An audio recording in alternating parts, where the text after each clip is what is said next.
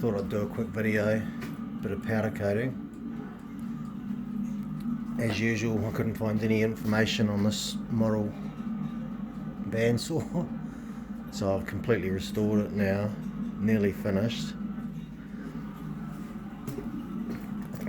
There's my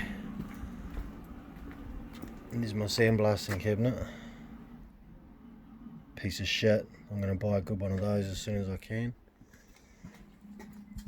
Still getting the gears in.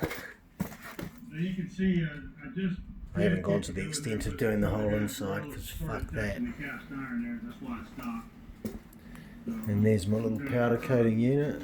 Nice boredom bar. We'll go in there and Goes alright. go ahead and clean that up. My little oven. Yeah.